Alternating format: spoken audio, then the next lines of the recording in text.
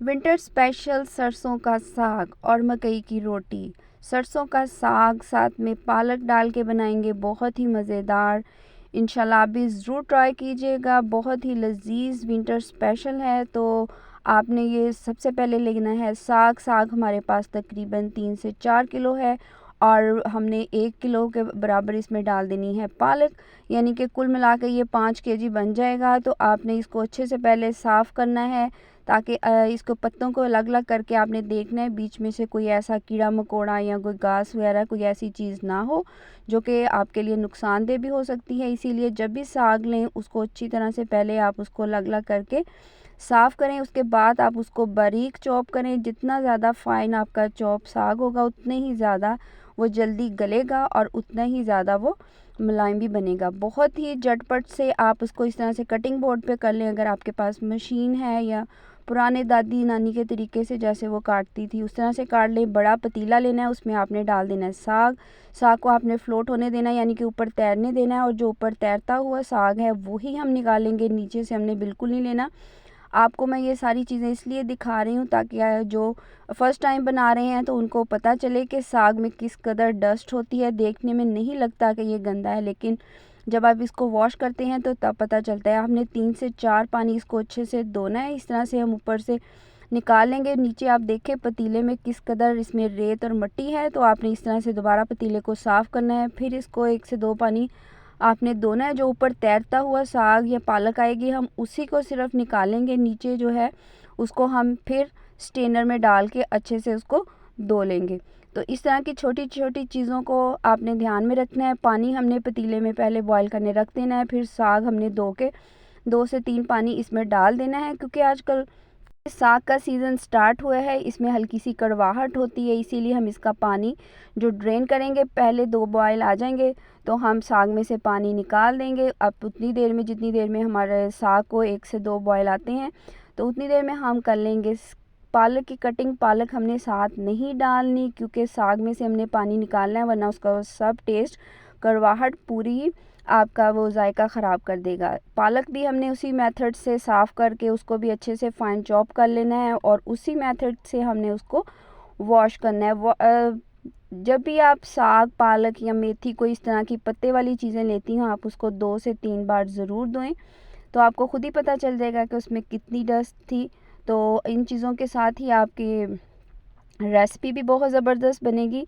लीजिए पालक भी अच्छे से हमने कट कर ली है, इसी को भी हम उसी तरह से सेम मेथड से धो रहे हैं। आपके सामने तमाम चीज़ें इसलिए हो रही हैं ताकि आपको भी आसानी रहे, और आप इस तरह से जो ऊपर फ्लोट कर रही पालक है उसको निकाल लें, और नीचे से जो मिट्टी है और डस्ट है उसको अलग से आप स्ट्रेनर में डाल के अच्छे से साफ़ कर लें। इसी तरह से लीजिए हमने पालक डालने से पहले साग में से अच्छे से पानी हमने रिमूव कर देना है, नया पानी हमने डालना है क्योंकि इसकी कड़वाहट दूर हो जाएगी। अब हम पतीले में दोबारा पानी डालेंगे, इसको हल्का सा बॉईल होने देंगे, और जो साग हमने एक दफ़ा हमने निकाल के रखा हुआ है पानी में से वो हम इसमें डाल देंगे, और साथ ही चले जाएगी पालक।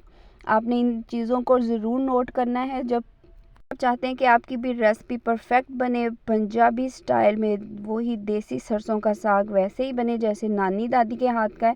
तो आपने इन चीज़ों को फॉलो करना है क्योंकि ये तमाम चीज़ें हमने भी अपने बड़ों से ही सीखी हैं।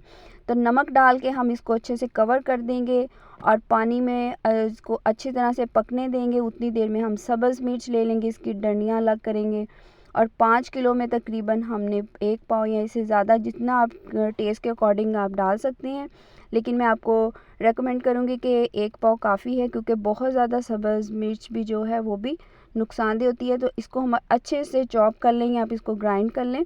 लीजिए साग हमारा माशाल्लाह से पक रहा है, बहुत ज़बरदस्त खुशबू आ रही है। इसी में हम डाल देंगे सब्ज़ मिर्च वाला पेस्ट।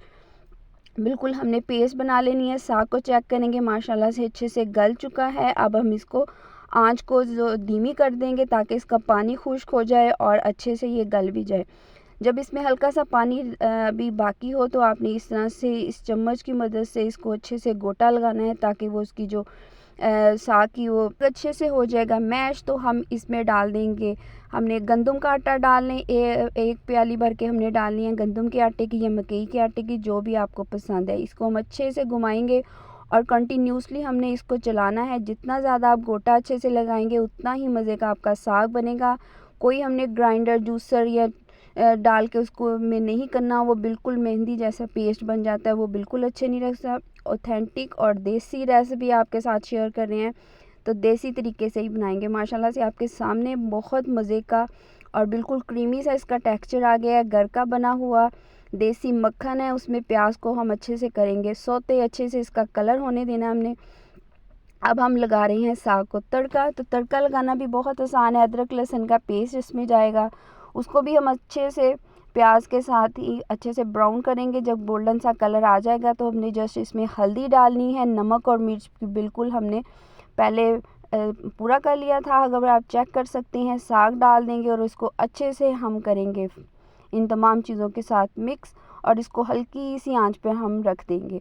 नमक और मिर्च का अगर आप ऐड करना चाह रहे हैं तो आप डाल सकते हैं, अदरवाइज़ अगर आप पहले ही पूरा कर चुके हैं तो इसकी ज़रूरत नहीं है। साग बनाने के लिए आपने सरसों का साग लिया तो उसके साथ मकई की रोटी तो मस्ट है। तो मकई का आटा हम लेंगे, उसको हम नीम गर्म पानी के साथ गूंदेंगे। चम्मच के साथ आप अच्छे से मिक्स कर लें, क्योंकि पानी गर्म है, ताकि आपके हाथ जले नहीं। और इसको आप फिर अच्छी तरह से इस तरह से हाथ की मदद से आपने इसको मलना है। जितना आप इसको आटे को मलेंगे, यानी कि जितनी हम इसकी डो को सॉफ्ट करेंगे, उतनी ही ज़बरदस्त हमारी रोटी बनेगी और उसमें क्रैक्स बिल्कुल नहीं आएंगे।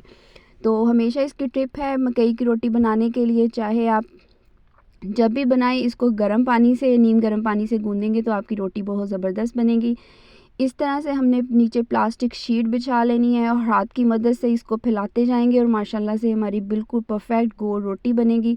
जितना मर्ज़ी आप इसको बढ़ा लें, इसका साइज़ छोटा बड़ा कर सकते हैं। और हल्का सा हमने ब्रश किया है उसको, तवे को मक्खन के साथ या ऑयल के साथ, तो इसको अच्छे से हम दोनों साइडों से क्रिस्प कर लेंगे। जितनी ज़्यादा आपकी रोटी आटा आपने उसको डो को जितना ज़्यादा मुलायम आप करेंगे, उतनी ही ज़बरदस्त आपकी रोटी बनेगी। माशाल्लाह आपके सामने बहुत क्रिस्प और ज़बरदस्त सी दोनों साइडों से हमारी रोटी बिल्कुल परफेक्टली तैयार है। और क्रैक्स अगर आपकी रोटी में आ रहे हैं तो आपने उसको आटे को दोबारा नीम गर्म पानी के साथ अच्छे से गूंद लेना है, फिर आपके क्रैक्स बिल्कुल नहीं आएंगे। माशाल्लाह से परफेक्ट मकई की रोटियां बनी हैं, माशाल्लाह से ज़बरदस्त।